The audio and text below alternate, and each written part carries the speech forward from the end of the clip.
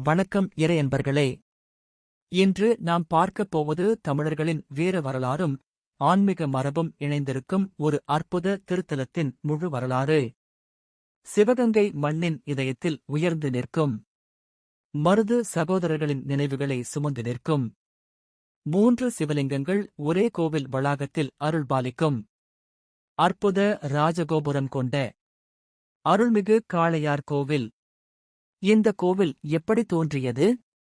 ஏன் காளையார் என்று பெயர் வந்தது? மருது பாண்டியர்கள் இந்த கோவிலுடன் எப்படி இணைந்தனர்? ராணி வேலுநாச்சியாரின் ரகசியங்கள் என்ன? ஆங்கிலேயர்களுக்கு எதிரான போராட்டத்தில் இந்த கோவில் ஏன் முக்கியமானது? இவை அனைத்தையும் இன்று விரிவாக பார்க்கலாம். தமிழ்நாட்டின் சிவகங்கை மாவட்டத்தில் அமைந்துள்ளது காளையார் கோவில். சிவகங்கை நகரத்திலிருந்து சுமார் 18 கிலோமீட்டர் தூரத்தில் இந்த திருத்தலம் அமைந்துள்ளது. இது தேவாரப் பாடல் பெற்ற தலம் அல்ல என்றாலும் பல நூற்றாண்டுகளாக சைவ மரபில் மிக உயர்ந்த இடம் பெற்றிருக்கிறது. இக்கோவில் ஒரு சிறப்பு பெற்றது. ஒரே கோவில் வளாகத்தில் 3 சிவன் சந்நிதிகள்: காளீஸ்வரர், சோமேஸ்வரர், சுந்தரேஸ்வரர். இந்த அமைப்பு தமிழ்நாட்டிலேயே அரிதானது. காளை என்றால் சிவபெருமானின் வாகனமான நந்தி. இறைவன் நந்தியுடன் அருள் பாலித்ததால் காளையார் என்ற பெயர் வந்ததாக புராணங்கள் கூறுகின்றன. மற்றொரு புராணத்தில், ஒரு காலத்தில் இந்த பகுதி அடர்ந்த காட்டாக இருந்தது. அங்கு முனிவர்கள் தவம் செய்தனர். அவர்களை அசுரர்கள் தொந்தரவு செய்தனர். அப்போது சிவபெருமான் காளை வடிவில் தோன்றி அசுரர்களை அழித்தார். அதன்பின் இத்தலம் காளையார் கோவில் என்று அழைக்கப்பட்டது. இந்த கோவிலின் தொடக்க வரலாறு பாண்டியர் காலத்தைச் சேர்ந்ததாக கருதப்படுகிறது. பின்னர் சோழர்கள், நாயக்கர்கள் மற்றும் மருது பாண்டியர்கள் இந்த கோவிலை விரிவுபடுத்தினர். கோவிலின் கட்டிட அமைப்பை பார்த்தாலே பல கால கட்டங்களின் கலைப்பாணி தெரியும். பாண்டியர் கால கல் தூண்கள், நாயக்கர் மண்டபங்கள், மருது சகோதரர்கள் கட்டிய கோபுரங்கள், இவை அனைத்தும் இன்றும் காணப்படுகின்றன. காளையார் கோவிலின் மிகப்பெரிய அடையாளம் அதன் ராஜகோபுரம். சுமார் 157 அடி உயரம் கொண்ட இந்த கோபுரம் 9 நிலைகளைக் கொண்டதாக கூறப்படுகிறது. தொலைவில் இருந்து இந்த கோபுரம் கண்களில் பட்டுவிடும். ஒவ்வொரு தளத்திலும் சிவபெருமான் தொடர்பான சிற்பங்கள், புராண காட்சிகள், தேவதைகள் ஆகியவை செதுக்கப்பட்டுள்ளன.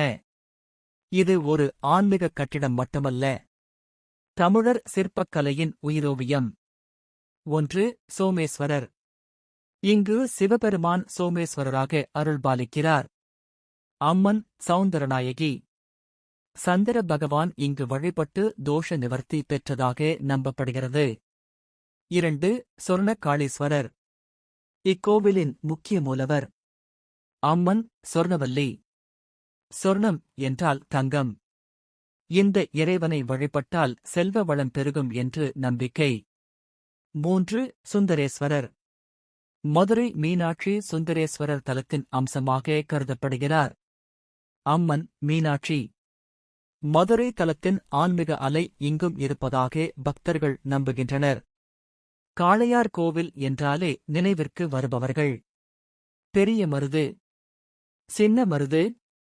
தமிழக விடுதலைப் போராட்டத்தின் முதல் வீரர்கள். மருது சகோதரர்கள். ஆங்கிலேயர்களுக்கு எதிராக போராடிய இவர்கள் காளையார் கோவிலை தங்கள் அரசியல் மற்றும் இராணுவ மையமாக பயன்படுத்தினர். கோவிலுக்குள் இரகசிய பாதைகள் இருந்ததாகவும் போரின் போது அவை பயன்படுத்தப்பட்டதாகவும் கூறப்படுகிறது. ராணி வேலுநாச்சியார். இந்த வீர ராணி ஆங்கிலேயர்களுக்கு எதிராக போரிட்ட முதல் இந்திய மகாராணிகளில் ஒருவர். அவருக்கு மருது சகோதரர்கள் ஆதரவாக இருந்தனர். காளையார் கோவில் பகுதி அவர்களின் பாதுகாப்பு மையமாக இருந்தது. இங்கு நடந்த இரகசிய ஆலோசனைகள் பின்னர் விடுதலைப் போராட்டத்திற்கு அடித்தளமாயின. 1772ஆம் ஆண்டு ஆங்கிலேய படைகள் சிவகங்கை மீது படையெடுத்தன. அப்போது காளையார் கோவில் சுற்றுப்பகுதியில் கடுமையான போர் நடைபெற்றது.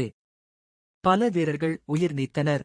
கோவில் சுவர்களிலும் போரின் காயங்கள் இருந்ததாக பழைய குறிப்புகள் கூறுகின்றன. காளையார் கோவிலின் தேரோட்டம் மிகவும் பிரபலமானது. மருது சகோதரர்களே இந்த தேரை உருவாக்கியதாக நம்பப்படுகிறது. தேர் திருவிழா காலத்தில் ஆயிரக்கணக்கான பக்தர்கள் கலந்து கொள்கின்றனர். தேர் நகரும்போது அரோகரா முழக்கம் முழு ஊரையும் அதிர வைக்கும். இந்த கோவிலின் கட்டிட அமைப்பு மிகவும் பிரமாண்டமானது. பெரிய மண்டபங்கள், யாழி தூண்கள், இசை எழுக்கும் கற்கள், அற்புத சிற்பங்கள், சுவரோவியங்கள், ஒவ்வொரு தூணும் ஒரு கலைப்பாடம். கோவில் வளாகத்தில் பல தீர்த்தங்கள் உள்ளன. இங்கு நீராடி சிவனை தரிசித்தால் பாவ நிவர்த்தி கிடைக்கும் என்று நம்பப்படுகிறது. முக்கியமாக பிரதோஷ காலத்தில் பக்தர்கள் அதிகம் வருகிறார்கள். காளையார் கோவிலில் நடைபெறும் முக்கிய விழாக்கள்: மகா சிவராமன், திருவாத, ஆனி திருமஞ்சனம், தேரோட்டம், நவராத்திரி. சிவராமன் அன்று முழு இரவும் அபிஷேகம் நடைபெறும்.